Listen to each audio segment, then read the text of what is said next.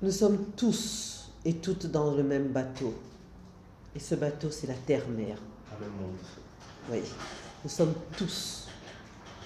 Ok? Il n'y aura pas d'échappatoire. Que ce soit en Occident, en Europe, en Afrique, en Asie, en Amérique, dans les Amériques, dans le Pacifique, il n'y aura pas d'échappatoire. Alors c'est vrai, lorsque nous parlons d'écologie, l'Africain il sourit. Il dit ça. Non, c'est à la limite, c'est même pas du développement, quoi, c'est de l'arrière-garde, quoi. Hein? Mais nous sommes dans la réalité. Dakar, lorsque je regarde Dakar, j'ai une grande tristesse. J'ai connu Dakar, j'avais 20 et quelques années. Il y avait des arbres, il y avait vraiment des arbres. Il y avait de l'espace, on vivait, ça respirait. Puis c'est pas Dakar seulement, c'est les villes africaines. On coupe les arbres et on construit quoi? Du béton. C'est invivable, c'est irrespirable.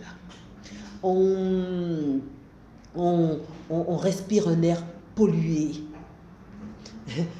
Et nous avons des ingénieurs, hein, mais c'est quelque chose d'extraordinaire, qui n'ont même pas un regard sur ce qu'ils font. Je veux dire, on crée des routes sans mettre des espaces pour que l'eau puisse s'échapper. Enfin, je veux dire, du non-sens. Et on laisse les gens, l'être humain, construire comme il veut, n'importe. Il n'y a aucune ordonnance, c'est une anarchie totale. D'une part. L'écologie aussi, c'est ce que l'on mange. Rien de fait, aucune attention au niveau de la nourriture. On laisse la place à tout ce qui détruit l'humain. Le sucre est entré partout. Quant aux cubes de toutes sortes, ils ont bon vent. C'est à qui créera le cube le plus nocif pour l'humain. Ah oui, il y a aussi une chose quand on parle d'écologie. Les nouvelles technologies aussi sont là-dedans. Toute la journée, on est sur son iPad, son iPod. Une destruction du milieu social, de la rencontre les uns comme les autres. Ça, vraiment, un copier-coller avec l'Occident, mieux que ça, comme dirait l'autre, tu meurs. Hein? Et puis, dans tous les domaines. Tous les domaines. L'Afrique est aujourd'hui dans l'avoir et dans le paraître. C'est-à-dire, il n'y a pas de conscience de l'être, de son rapport avec son environnement et avec la nature. Ça, c'est totalement hors de son vécu. Ça ne l'intéresse pas. Bien sûr, on parle d'écologie. Ah oui, il y a réchauffement climatique qui se rencontre. Hein, ces temps-ci, il fait froid, par exemple. Hein, et puis, telle chose. Mais ça s'arrête là. On ne va pas dans les profondeurs. On répète. Non, l'écologie globale est une démarche importante. Et elle est cruciale. L'Afrique est un enjeu important pour le monde. C'est un continent où on vient puiser et on part et on ne remet rien en place. L'Africain lui-même, dans sa démarche au quotidien, j'abats les arbres, je salis la ville, je suis consommateur en tout genre, je veux dire, etc., etc. Je veux dire, non. On doit être conscient de ce qui se passe et réellement agir, de comment diffuser notre histoire. Il est temps que des cercles se mettent en place. Il doit y avoir une réflexion sur le niveau et le bien-être de vie que nous voulons avoir dans un futur proche.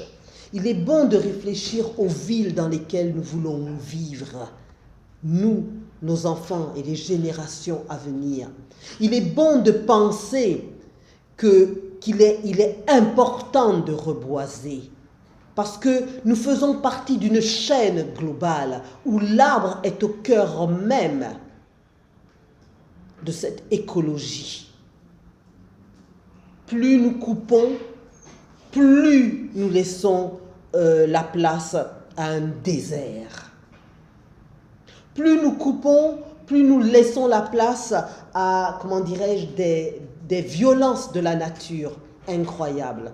En Casamance, j'ai pu voir combien le vent soufflait. Mais il souffle, et les gens étaient étonnés. Je dis, mais il souffle, il n'y a rien pour l'arrêter. Il n'y a rien. De là où il vient, il n'y a rien pour l'arrêter. Non, il n'y a pas de conscience écologique aujourd'hui sur le continent africain. Il y a bien sûr des personnes qui œuvrent, des personnes qui se battent, mais sur la balance, nous sommes peu nombreux. L'écologie est fondamentale. Il nous faut revoir la façon dont nous voulons vivre sur le continent africain.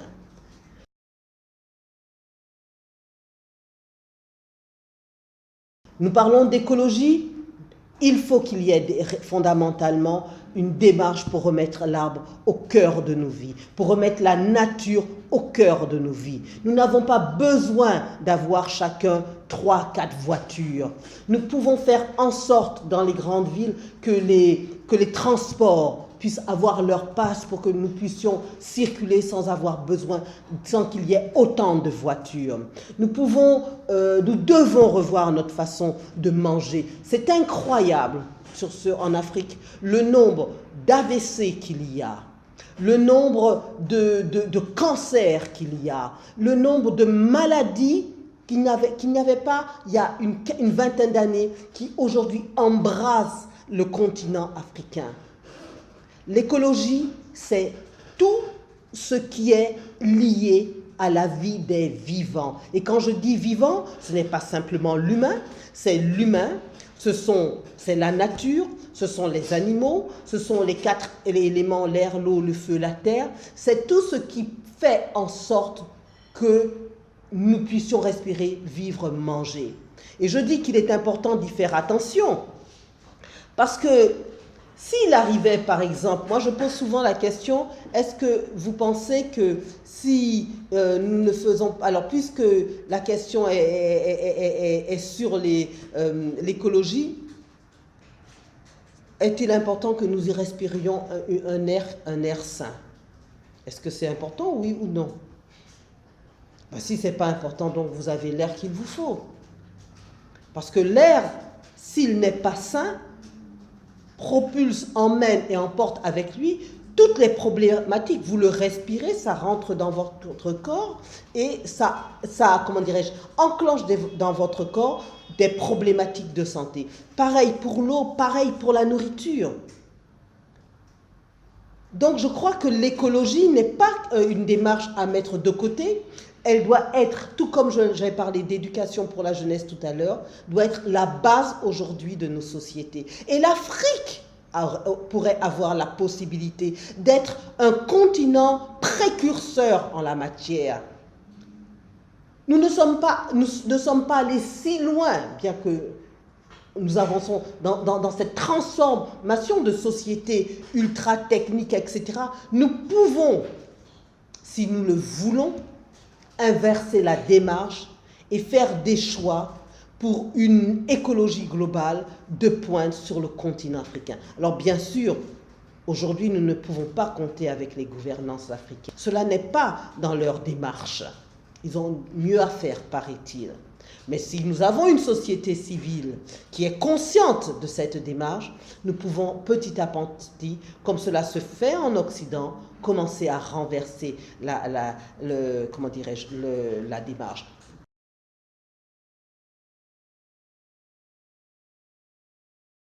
Nous avons du soleil. Ok.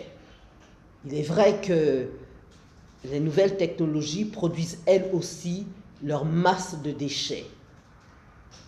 Il faut penser à cette masse de déchets. Mais nous pouvons faire en sorte que chacun d'entre nous, nous puissions avoir du solaire, que chacun d'entre nous, nous puissions avoir des cuiseurs solaires, que chacun d'entre nous, nous puissions bouger en vélo.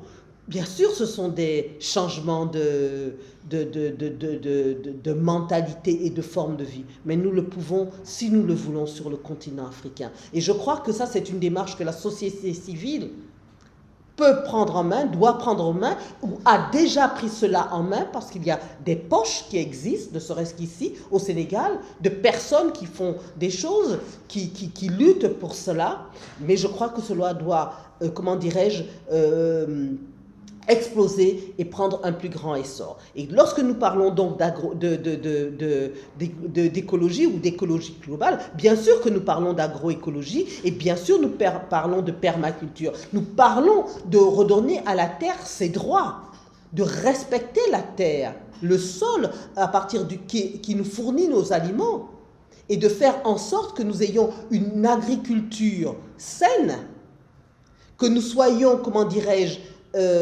décideurs de ce que nous voulons manger, de ce que nous voulons planter, que nous pouvons être décideurs aussi de protéger les semences, des semences vivantes qui ne sont pas des semences OGM ni hybrides, des semences qui vont se reproduire par elles-mêmes parce qu'elles sont vivantes, et que nous allons faire en sorte de redonner à nos sols l'humus et la vie qu'ils ont porté pendant longtemps. Parce que l'agriculture, à l'heure actuelle, que nous avons dans la plupart du temps sur le continent africain, est bien sûr une agriculture chimique, agrochimique. Ah ben oui, l'agriculture agrochimique, en plus, ne naît pas maintenant. La monoculture et l'agrochimie ne naît pas maintenant. Elle est un fait aussi de l'Occident. Parce que l'Occident a eu à un moment à penser à nourrir les siens. Et il a décidé, sur ces terres africaines, de mettre en place des monocultures. Okay? Il y a des endroits sur le continent, ici même au Sénégal, nos anciens, ce n'est pas du riz qu'ils mangeaient. C'est le mil, c'était les céréales de base, bien que nous ayons des espaces où on a des variétés de mil anciens, comme on le trouve encore dans quelques endroits de la Casamance, et local. Mais dans d'autres endroits, c'était le mil, le sorgho, d'autres céréales. L'Occident a bouleversé aussi cet état de fait. Il a décidé qu'à certains endroits, on ne cultiverait plus que de l'arachide parce que lui, ils avaient besoin d'huile, que du cacao ou du café parce qu'eux en avaient besoin, etc., etc., etc. Que la démarche de créer une agriculture chimique, peu de gens savent que l'agriculture chimique est une agriculture meurtrière. Elle vient d'où, l'agriculture chimique? D'où viennent les intrants et pesticides chimiques? Eh bien, vous savez, à la fin de la Deuxième Guerre mondiale, il y avait tellement de produits pour les bombes qui n'avaient pas été utilisés que des laboratoires ont dit qu'est-ce qu'on va en faire. Alors pour ne pas les nommer, je vais nommer Bayer, par exemple, qui est un grand consortium pharmaceutique. Eh bien, ils ont décidé de faire de ces produits en stock des engrais et des intrants.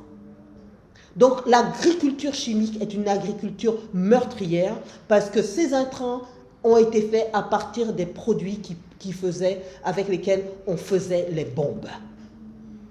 Et ça, peu de personnes le savent. Alors c'est vrai, ce que vous arrivez avec cela, en 2 temps, 3 mouvements, vous avez des produits qui sortent de la terre. Mais ce que vous mangez, c'est du poison. Ok? Ensuite, ils ont décidé de faire de la manipulation au niveau des semences. Et ainsi, nous sommes passés des hybrides et aux OGM. Mais bien sûr que c'est de la manipulation. Et bien sûr que ça a une incidence sur ce que nous mangeons. Donc il est à revoir, et tout cela est question de connaissance, se poser la question, quelle vie je veux, comment je veux que les générations à venir vivent, quelle est ma participation au bien-être, certes local, national et mondial, et donc choisir, en tous les cas en ce qui me concerne, que l'agroécologie et la permaculture comme technique agricole, saine pour la terre et pour notre environnement.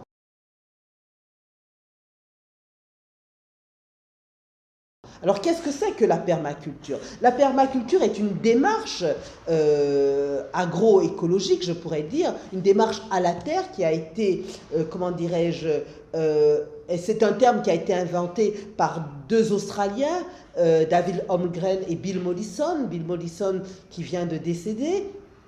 Et ils se sont inspirés de la démarche des peuples premiers. Les peuples premiers, ils en existent sur toute la Terre, en Afrique, en Amérique latine, bien sûr plus dans les continents du Sud, ont un rapport à la nature très proche et très respectueuse. Okay? D'abord, ils n'utilisent pas d'éléments qui vont détruire. Ensuite, ils sont toujours en accord avec ce que la saison donne. Donc, on ne cultive pas des éléments qui ne sont pas en lien avec la saison. Et puis en plus, ensuite, on ne coupe pas, on n'abat pas n'importe comment. Donc, ils ont observé comment les peuples premiers vivaient. Et ensuite, fort de cette connaissance, ils l'ont, à partir d'une démarche scientifique, enrichi. De ce fait, on peut reconstituer, grâce à la permaculture, sur un sol totalement pauvre, on peut faire en sorte de réactiver la vie avec du compost, en utilisant tout ce que la nature nous donne, les herbes, les plantes vertes, les plantes séchées,